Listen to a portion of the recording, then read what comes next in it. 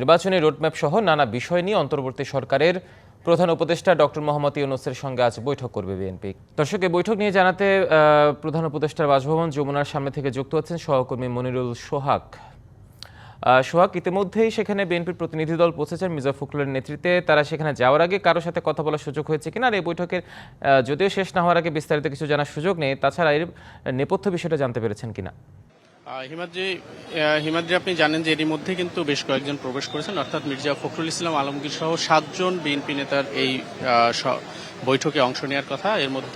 এরই মধ্যে কিন্তু 4 জন প্রবেশ করেছেন এবং 3 জন মির্জা ফখরুল ইসলাম আলমগীর সহ 3 জন কিন্তু এখনো প্রবেশ করেননি। কিছুক্ষণের মধ্যেই তারা প্রবেশ করবেন বলে আমরা জানতে পেরেছি। মূলত মির্জা ফখরুল ইসলাম আলমগীর সহ সেই 3 জনের মধ্যে সালাউদ্দিন আহমেদ এবং জমিরুদ্দিন সরকার, এই 3 জনের প্রবেশ করার কথা রয়েছে। আমরা জানি যে এই বৈঠকটি মূলত নির্বাচনী রোডম্যাপ চাওয়া হবে সরকারের কাছে এবং প্রধান উপদেষ্টার কাছে। এর পাশাপাশি হচ্ছে নির্বাচন সংশ্লিষ্ট আরও নানা বিষয় রয়েছে এখানে। ভোটার তালিকা হালনাগাদের ইস্যু আলোচনায় আসতে পারে সংসদীয় আসনগুলোর নির্ধারণ, সীমানার পুনর্নির্ধারণের যে বিষয় সেটি আসতে পারে, এবং পাশাপাশি সমসাময়িক যে বিষয়গুলো রয়েছে পুরো বাংলাদেশে, সেই বিষয়গুলো হয়তো আলোচনায় আসতে পারে। তবে সবচেয়ে গুরুত্ব পাবে কিন্তু এখানে নির্বাচনী রোডম্যাপ। সেই নির্বাচনী রোডম্যাপ আসলে কবে নির্বাচন হবে তার সুনির্দিষ্ট ঘোষণা বিএনপি আজকের এই সভায় প্রধান উপদেষ্টার কাছে চাইতে পারে। এটি আসলে এখন পর্যন্ত জানা গেছে। সেই নির্বাচনী তারিখ হলে বিএনপি আসলে সেই তারিখ অনুযায়ী তাদের কর্মসূচি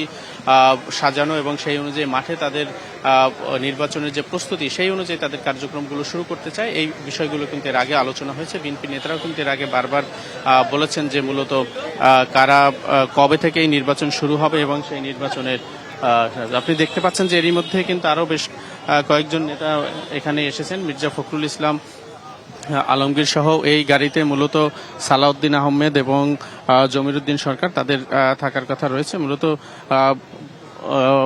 নির্বাচনের যে আলোচনা হবে এখানে সেই বিষয়টি সম্পর্কে গণমাধ্যম কর্মীরাও জানতে চাচ্ছেন যে আসলে এখানে কি বিষয়ে আলোচনা হবে। 25 বছরের ওয়ারেন্টিযুক্ত দীর্ঘস্থায়ী দরজা প্রোটেক্টর, আধুনিক ও মজবুত দরজা।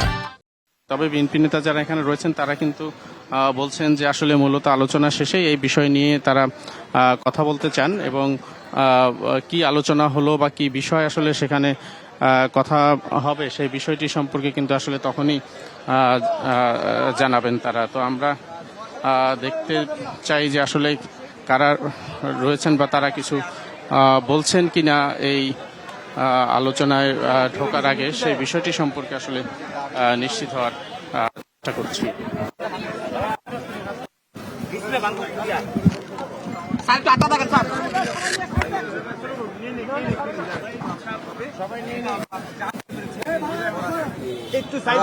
তবে বিএনপি নেতৃবৃন্দ যারা রয়েছেন, বিএনপি মহাসচিব এবং সালাউদ্দিন আহমেদ সহ নেতৃবৃন্দ যারা রয়েছেন তারা কিন্তু বলছেন যে আসলে আলোচনা শেষেই মূলত তারা এই বিষয়টি সম্পর্কে তারা কথা বলবেন গণমাধ্যমের সাথে এবং তখন আসলে তারা জানাবেন যে কি বিষয় নিয়ে এখানে কথা হচ্ছে। এর আগে কিন্তু আসলে এখন পর্যন্ত এই বিষয় সম্পর্কে মন্তব্য তারা করতে চাচ্ছেন না।